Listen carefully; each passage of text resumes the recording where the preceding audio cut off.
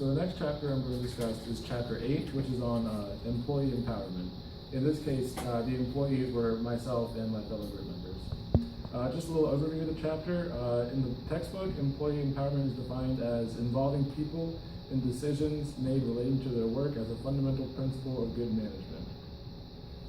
Pretty much in this case, as leader, it was my responsibility to make sure that all my group members were involved in the project, making sure no one was, had nothing to do, everyone was included in what needed to be done.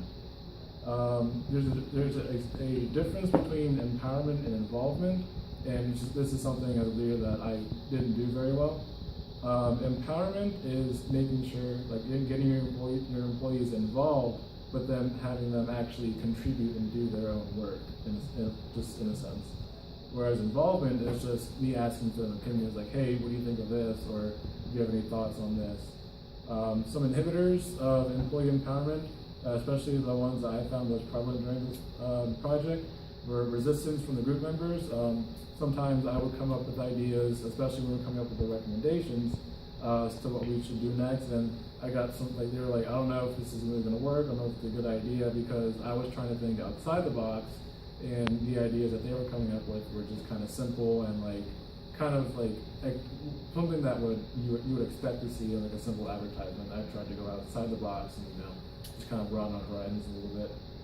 There was resistance from me because I couldn't really rely on my group members to get me to work on time, and when it actually was given to me on time, a lot of it had to be redone and just kind of reworded. It kind of made me lose trust and lose faith in the abilities of my coworkers or my group members, and so I ended up doing a majority of the work by myself, which was not a really good idea on my part, and actually added a lot of stress to my responsibilities as the group member manager. Like I said, yeah, also lack of trust from me. Some of the strengths I had when empowering my employees were I gave them a lot of opportunity to step up to the plate and take charge on some of the different aspects and sections of the project.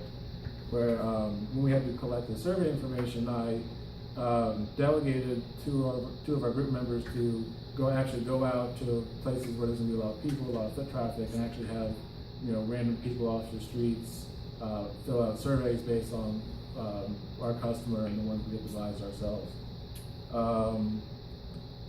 When it came to implementing ideas, I felt like I was really good at listening to my group members and what they had to say, and actually taking some of their ideas and kind of doing more, just a little snowball effect going on there.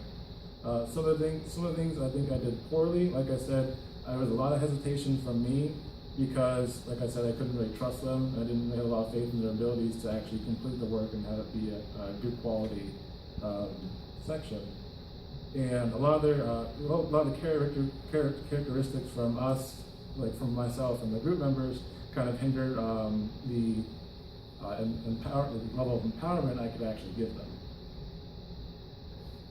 Right, so the next chapter we'll be talking about is chapter 9, which is on leadership and change.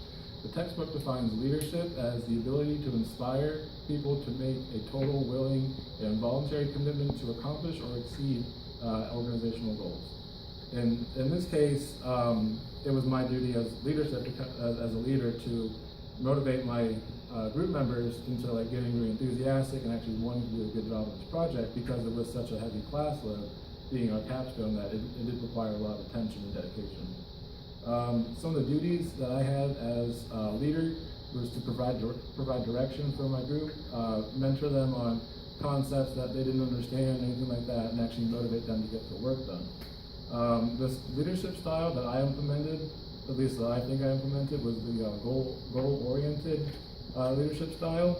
But I think in this case, looking back at it, I think